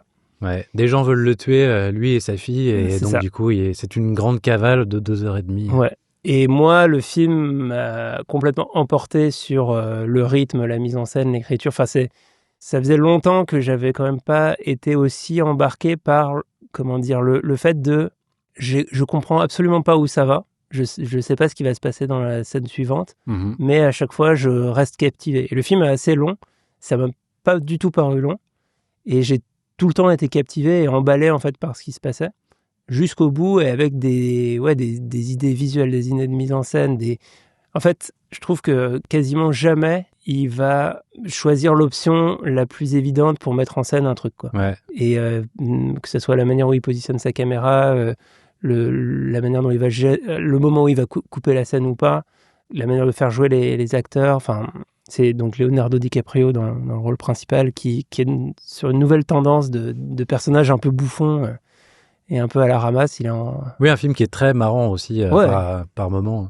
Ouais, c'est sur un ton très marrant. Et je dirais que le gros problème du film, et qui est aussi une partie de sa qualité, c'est-à-dire que le film réussit, tu le disais pour Ari Aster tout à l'heure, réussit à capter quelque chose d'extrêmement contemporain. Donc il y a des sujets, notamment, le film il a été tourné avant la réélection de Trump, et il y a toute une grande séquence épique qui rappelle les images qu'on voit dans les journaux télé des interventions de ICE là, qui courent après des personnes aux États-Unis. Et donc, en fait, visuellement, dans tout ce que ça capte, dans ce que ça raconte de l'Amérique d'aujourd'hui, le film est très contemporain. Et en même temps, le film m'a paru politiquement très en surface. C'est-à-dire que moi, j'ai bien l'impression que Paul Thomas Anderson ne se sent absolument pas concerné par le fond de ce qu'il raconte. Enfin, il l'est un petit peu quand même, mais pas profondément. Enfin, je pense que ce niveau de militantisme est très éloigné de ses préoccupations personnelles. Et du coup, on est sur un truc qui est un peu une bouffonnerie, d'ailleurs. Oui, mais, c'est plus un prétexte assumé, pour faire un film d'action. Et malgré tout, il y a un film auquel auquel j'ai beaucoup pensé, c'est À bout de course de Sidney Lumet, qui est un film qui parle de l'implication sur les enfants que ça peut avoir d'être un activiste politique et comment les enfants se retrouvent un peu malgré eux embarqués là-dedans et quand ils arrivent à l'adolescence ou un peu plus tard. Et donc, on a ce parallèle. Sauf que dans À bout de course, il y a un truc déjà qui est beaucoup plus centré sur le personnage de l'enfant et qui va pas être dans la bouffonnerie et avec une portée politique qui me semble beaucoup plus solide, quoi. Et là, on est sur un truc qui va même jusqu'à parfois renvoyer face à face les white suprémacistes et les militants progressistes. Donc, en fait, le film fait un peu ça. T'aimes la forme, mais pas spécialement le fond. Le fond, je trouve ça léger, quoi. Ouais. Mais par contre, en termes de souffle cinématographique, franchement, il y a là vraiment des cinéastes américains qui ont encore ce niveau-là. Moi, j'en vois vraiment pas beaucoup, quoi. Ah, je suis d'accord avec toi sur l'aspect, la mise en scène.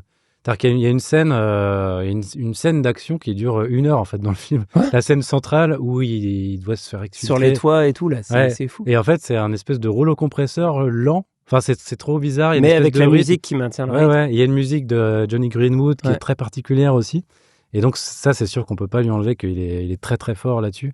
Moi, la principale réserve que j'ai à faire, c'est sur la dernière partie du film où je trouve que tout se résout trop facilement. Et en fait, il met en place une intrigue assez complexe pour ensuite qu'il y a des twists qui me paraissent complètement improbables. Bon, je vais pas les dévoiler, mais en termes d'écriture de scénario, ça me paraît un peu facile. Et donc j'ai été un peu déçu par la fin. Et je trouve qu'il y a une scène finale, une sorte d'épilogue, qui a rien à voir à peu près avec le reste du film, mais qui, donc, à la fois, c'est une scène que je trouve un peu ratée dans le ton, et à la fois, je trouve qu'elle laisse entrevoir des thématiques qui n'ont pas du tout été traitées dans le film, et que j'aurais aimé voir traitées, et notamment cette relation de filiation entre DiCaprio et sa fille, et le fait qu'il soit largué, et qu'en fait, ils ne comprennent pas son époque. Et en fait, c'est un militant, mais des années 70-80. Et en fait, il comprend pas ce que c'est que la manière d'être... C'est pas vraiment des années 70, c'est plutôt du début des années 2000. Oui, remarque, mais en fait, comme le film ressemble à un film des années 70, c'est trop bizarre, donc il sait pas trop où t'es. Mais en gros, en fait, il se rend pas compte de ce que c'est que le militantisme aujourd'hui. Et en fait, il a plutôt une espèce de dérision par rapport à ça, qui est peut-être aussi la dérision qu'a Paul Thomas Anderson par rapport à ça. Et je trouve qu'il n'explore pas ce rapport que lui, il a avec son sujet. Et ça aurait été intéressant de le développer, mais il aurait fallu 1 heure de film de plus ou coupé par d'autres aspects. En fait, il y a tout un truc. Alors, c'est pas, je pense que tu parles pas exactement de cette fin-là. Enfin, si, c'est quand même dans le troisième. En fait, dans le troisième acte, par exemple, il y a cette idée visuelle avec la route hyper vallonnée, qui pour moi, en fait, transcende la question du scénario. C'est-à-dire qu'en fait, il y a une scène de cinéma incroyable à faire avec cette route et genre, tous les prétextes sont bons pour faire cette scène. Du coup, comme je suis plus du tout avec les personnages, je la trouve très longue, cette scène, et pas du tout virtuose, à fond, quoi. Je trouvais ça incroyable. Ah ouais, moi j'ai trouvé super lente, et en fait, je me dis, dans la mesure où il n'y a pas d'enjeu dans la scène, je me suis pas du tout intéressé à cette scène, quoi. Même si effectivement, il fallait trouver ce truc des boss et tout, mais... Mais oui, c'est vrai. Et la fin de la scène est super décevante aussi. Ça se termine de manière très très. Elle est torchée en 2 secondes cette scène. Moi, j'ai pas du tout vécu le truc comme ça, et mais c'est vrai que je saurais pas vraiment mettre le doigt sur, parce que moi aussi, en général, si j'ai plus d'enjeu sur les personnages, si je suis désinvesti, ça ne marche pas. Donc il y a quand même un truc où scénaristiquement j'étais embarqué, mais j'ai l'impression qu'on est à un truc où le niveau de mise en scène est tellement exceptionnel que ça suffisait presque à me créer les enjeux, quoi. Okay. Enfin, t'as voulu y croire parce que la mise en scène était trop bien. Ouais, et comme tu disais, sur la longue séquence du milieu, et la musique aussi a un rôle hyper important, c'est que ça te Enfin, ouais, c'est vraiment une fuite en avant en permanence où tu dis, attends, qu'est-ce qui se passe? Encore, il y a un truc. Et oui, il y a des trucs un peu grossiers, il y a des moments où, en fait, il y a plein de passages en force, de trucs qui... Exactement, moi, c'est ça qui m'a... Et il y en a plusieurs d'affilée, et c'est là où je me suis dit, bon, bah, c'est bon. Mais, on se moque de moi. C'est ça. Mais mis en scène de manière tellement brillante que en voyant le film, j'étais embarqué. Bah, ça reste pour moi aussi un de mes films préférés de l'année, parce que j'ai des réserves, mais c'est vrai que Paul Thomas Anderson, c'est un des plus grands cinéastes vivants, quoi. Et à chaque fois qu'il fait un film, tu sais que tu vas en ressortir du cinéma, quoi. Même si le film est plus ou moins réussi. Et pourtant, moi, j'avais un peu perdu toute l'époque The Master et tout, ça m'intéressait beaucoup moins. Ouais. Et moi, depuis Phantom Thread, j'ai rembarqué dans le train Paul Thomas Anderson. Mais peut-être The Master, c'est aussi un film à revoir. Ouais, peut-être. Moi, je l'ai vu qu'une fois et c'est vrai que ça m'avait pas trop accroché. Ni Inherent Vice, qui était un petit peu... Inherent Vice, c'était dur. Alors toi, ton film préféré de l'année, du coup, c'est quoi? Bah, je dirais que le film qui m'a le plus marqué, c'est Sirat, de Oliver Lax. Tu l'as vu? Ouais. Je te dirai après. En fait, je parlais des films qui te font quelque chose que tu n'as pas vécu encore. Ouais. J'aurais du mal à décrire ce que j'ai vécu parce que ça implique de spoiler un peu ce qui se passe dans le film. Mais il se passe un truc au milieu du film qui est totalement imprévisible et qui rebat complètement les cartes du film et qui crée une sensation d'un truc qui peut arriver dans la vraie vie, mais que j'avais jamais vécu à ce point-là dans un film. C'est-à-dire que il y a une sorte de concrétude, je sais pas si ce mot existe, mais de ce qui se passe. Et tu un mot de Ségolène Royal. Concret. Non mais tu veux dire quoi? Ça veut dire quoi? En fait, ça te paraît très concret? Ouais, ça me paraît très concret ce qui se passe dans le film, ce que vit un des personnages du film à ce moment-là. On peut parler en code, donc la scène du frein à main, j'imagine, ou tu le positionnes après? Non, cette scène-là, ouais. Et c'est clairement un point pivot du film, je pense. Ouais. Et toi, tu dirais que c'est... Pour moi, la scène du frein à main a été pour moi la scène du siège éjectable. C'est-à-dire qu'à partir de là, c'est fini. Pour moi, c'est le film, je dis, ta gueule. Et je m'en fous, j'en ai plus rien à foutre. Et alors après, parce qu'il y a d'autres trucs un peu du même ordre. Et pour moi, après, la suite, ce n'est que une sorte de... T'es dans les limbes jusqu'à la fin du film et tu t'es dedans. Moi, il y a quand même un autre moment très surprenant, entre guillemets, qui intervient après le frein à main. Et sauf que là, j'avais déjà abandonné le navire, quoi. J'étais déjà en mode, mais va te faire foutre, quoi. Ouais, mais alors, cette réaction, je pense qu'elle est intéressante parce que c'est que tu rejettes ce que tu as vu. Peut-être aussi parce que tu avais été moins embarqué que moi par le début du film. Je trouve que le film est très beau aussi et visuellement. Ouais. Et moi, il m'embarque très très tôt dans le film et j'ai envie de suivre ces personnages et tout. Alors, c'est vrai que j'ai pas raconté l'histoire du film. En gros, ça se passe... C'est vrai qu'on parle en code et tout, la scène du frein à main, machin. Bon. Ceux qui l'ont vu voient de quoi on parle. Donc, c'est un film qui se passe au Maroc. C'est un film espagnol, mais qui se passe au Maroc. Et ça se passe dans un endroit où il y a des grosses rave parties dans le désert avec plein de gens. Et dans ce décor, il y a Sergi Lopez qui est avec son fils et il cherche sa fille qui est une jeune adulte qui a disparu et il pense qu'elle est dans une de ses rave parties. Et en fait, il y a des gars qui lui disent, enfin, il y a un groupe de gens de la rave party qui lui disent elle est peut-être allée à une autre fête un peu plus loin. Sauf que c'est une zone où on n'a pas le droit d'aller parce que c'est une zone plus ou moins militarisée. Mais lui, il veut à tout prix retrouver sa fille. Donc, il y va et il est accompagné de gens qui y vont aussi, de gens de la rave party. Et donc, c'est un peu le salaire de la peur. C'est-à-dire, c'est un espèce de road movie dans un endroit très dangereux. Ouais, ça. Et donc, entre le salaire de la peur et Mad Max, visuellement, c'est ça. Et avec des marginaux très marginaux, on est sur du punk à chien amputé, quoi. Exactement, du punk à chien amputé. Et au milieu du film, il va se passer un truc qui va qui va changer complètement l'orientation du récit où moi, en fait, il se passe un truc qui peut arriver à tout le monde dans la vie, mais c'est rare qu'on l'éprouve à ce point-là au cinéma. Et le fait qu'il y ait un avant et un après, quoi. C'est ça, c'est ça le truc. Moi, ce qui m'embête avec ça, c'est que c'est qu'on n'est pas dans la vie. C'est-à-dire que c'est complètement le choix de la main de l'auteur de dire je fais qu'il se passe ça parce que ça va secouer mon spectateur. Sauf que c'est complètement artificiel. Donc en fait, pourquoi c'est artificiel? C'est artificiel parce que en fait, c'est une sorte de gadget, quoi. En fait, pour moi, c'est un. Et d'ailleurs, ce qui arrive dans le film, c'est très souvent que ce soit brutal.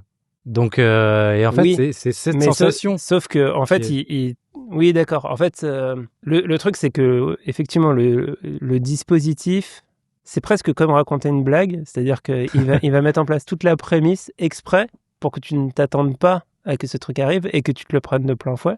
C'est ça. Donc, il fait exactement tout. Et effectivement, la quête originale du personnage, qui n'a plus aucun sens par la suite, augmente encore plus le côté imprévisible de ce moment-là. Mais, enfin, en fait, j'ai pas de doute, j'ai pas besoin de voir ce film pour savoir que c'est affreux, quoi. Même pour moi, le cinéma, c'est des sensations. C'est un truc. Le cinéma, il te fait vivre des trucs, mais il te les fait pas vivre. Alors, peut-être que sauf que moi, j'ai pas vécu cette sensation. Je sais pas ça faudrait qu'on décrive quelle sensation on a vécu. Mais moi, la sensation que j'ai vécue, c'est un acte malveillant d'un scénariste. C'est-à-dire que pour moi, au moment où le truc se passe, je suis pas du tout dans le concret. Je suis dans ok, bah t'es malin, tu vas à Cannes et tu fais ça, quoi. Enfin, en fait, c'est pour moi. Tu savais pas qu'il allait à Cannes. Non, mais je veux dire, pour moi, je ne peux pas voir autre chose que la main du scénariste. Ok. Ah non, moi j'étais vraiment dedans et j'ai oublié le scénariste. Mais c'est ça, souvent la différence entre des. Il y a souvent des films qui clivent les gens parce que les gens qui aiment pas se disent ce gars il veut me faire du mal en fait. Et par exemple moi j'ai ça avec un film de Michel Franco qui s'appelle Después de Lucia et j'ai exactement ce truc de me dire ce mec en fait il veut me manipuler et il veut me faire souffrir. Et toi je crois que c'est plutôt un film que t'aimes bien et tu vois pas du tout cet aspect-là. En fait c'est intéressant parce que pour le coup c'est typiquement un truc à la Michel Franco là ce qui se passe. Et il a déjà fait dans d'autres films, mais pas forcément positionné pareil et pas amené de la même manière. Et je dirais que sur Michel Franco, le dispositif et la manière d'appréhender en fait ce que tu fais au spectateur est quand même assez différent. Mais pour moi, on touche à une sorte de... Je sais pas si le terme c'est un tabou du cinéma, mais en fait un truc, quand tu fais ça dans un film, il y a de grandes responsabilités qui vont avec. Et pour moi, j'ai trouvé le truc très gratuit, très... Et en plus, pour moi, ça devient même clownesque par la suite. Parce que dans les autres rebondissements, là, comme j'étais déconnecté émotionnellement, je dis, bah il y a aussi le truc en fait, il y a Sergi Lopez, mais les autres acteurs sont pas des pros. Et en fait, ils ont un jeu qui est un peu flottant. Et des fois, ils disent certaines répliques d'une manière très, très bizarre. Et donc, du coup, ça peut sortir un peu du film. Mais moi, j'étais tellement embarqué dans le truc que ça m'a pas déplu, quoi. Bah, en gros, voilà. Est-ce que c'est mon film préféré de l'année? Je sais pas. Il y a Striptease Intégral quand même que j'ai vraiment beaucoup aimé. Mais c'est un film qui m'a vraiment beaucoup marqué cette année. Okay. Et que j'ai vu après tout le monde. Et pour le coup, le film était précédé d'une grosse réputation. Et pour autant, j'ai été surpris par ce que j'ai vu. Et ça m'a pas empêché d'apprécier le film. Donc, on a fait le tour des films de cette année. Peut-être qu'on peut parler des films qu'on attend le plus en 2026, rapidement. Ouais. Moi, j'ai juste noté un truc. J'ai pas fait des grandes recherches sur ce qui va sortir en 2026. J'ai juste noté Marty Suprême d'un des frères Safdie. Ok. Où apparemment... un film de ping-pong, c'est ça, non? Je sais pas trop. Je crois que c'est un film il y a une grosse réputation. C'est avec Timothée Chalamet, mais qui a l'air dans un rôle un peu chelou. Ouais. Et je sais pas, il y a une hype, tout le monde, les gens qui l'ont vu ont l'air de dire que c'était super. Et par contre, j'ai vu Smashing Machine de l'autre frère Safdie. Ouais. Ça m'a gonflé, ça, globalement. Ok. Donc, c'est un titre là que j'attends, j'ai hâte de voir ça. Ok. Alors moi, j'attends toujours le prochain Osloon dont on entend parler depuis des années. Je sais pas si ce sera en 2026, ce qui s'appelle The Entertainment System is Down, qui se passe dans un avion où le système de divertissement est en panne, comme le nom l'indique. Donc ça, j'aimerais bien que ça sorte cette année. J'attends beaucoup aussi, si ça sort, c'est sûr. Sinon, il y a l'Odyssée de Nolan, mais je pense que tout le monde l'attend au même niveau. Ça sort en juillet, ça y est déjà une date de sortie. Ah, ça, j'étais pas du tout quand. Il fait une adaptation de l'Odyssée avec Matt Damon. Ah Après, ouais. moi, je suis pas super fan de Matt Damon. Donc. J'aime mieux Matt Damon que Christopher Nolan, en tout cas. Ah ouais. Moi, ça même dépend si des films. C'est pas comparable. En fait, Matt Damon, je l'oublie dans les films. J'oublie que pour moi, il est vraiment transparent. Donc, si ça se trouve. Après, Nolan, c'est pareil. C'est comme Quentin Dupieux, c'est 1 sur 2 pour moi. Donc, d'accord. Toute proportion gardée. Non, sinon, il y a Park Chan-wook qui réalise un remake du Coup près de Costa Gavras. Donc ça sort le 11 février bientôt. Donc ça je l'attends. Et sinon, il y a Greg Araki qui revient. Okay. Avec un film qui s'appelle I Want Your Sex. Donc Greg Araki, c'est le mec qui a fait Nowhere, The Doom Generation, des films... qui faisait des films de jeunes quand il était jeune. Donc maintenant, il faut voir ce que ça donne. À la fois des comédies, des films fantastiques, des films apocalyptiques. Vraiment un cinéaste unique. Enfin, ces films, c'est vraiment... Il n'y a que lui qui les fait, quoi. Il avait fait Kaboom il y a quelques années qui était super. Ouais. C'est son dernier film, Kaboom, du coup non, il avait fait un autre truc, White Bunny. White Bird. White Bird. Qui était pas mal aussi, hein, mais peut-être un peu plus assagi. Il avait fait Mysterious Skin aussi, qui pour le coup n'est pas du tout une comédie. Ça, j'ai jamais vu. Une comédie qui est géniale, qui s'appelle Smiley Face avec Anna Faris. Anna Faris. Vraiment une pure comédie pour le coup. Enfin, je conseille à tous nos auditeurs de rattraper Greg Araki. Il a fait des films super. Et Mysterious Skin, pour le coup, c'est un film 100% dramatique qui est génial aussi. J'ai quelques mots-clés autour de ce film qui ont fait que j'ai vraiment repoussé longtemps le visionnage au point de ne l'avoir jamais vu. J'allais dire peut-être que je le raconterai dans un épisode du podcast, mais c'est l'un des films les plus glauques que j'ai vu de ma vie. Donc c'est peut-être pas une bonne idée. Donc voilà, il va sortir un film. Alors c'est pareil, il n'y a pas de date de sortie, donc si ça se trouve, ce sera en 2027-2028. Donc voilà les films qu'on attend pour 2026. Donc c'est la fin de ce premier hors-série de Kelmos le podcast. Dites-nous en commentaire si ça vous intéresse qu'on propose d'autres formats de ce type-là, parler d'autres films sans forcément raconter tout un film de A à Z. N'hésitez pas à commenter, à laisser 5 étoiles sur Apple Podcast. On revient dans 15 jours pour raconter un film à un ou une invitée, comme d'habitude. Et donc, en attendant, on vous dit à bientôt. À bientôt.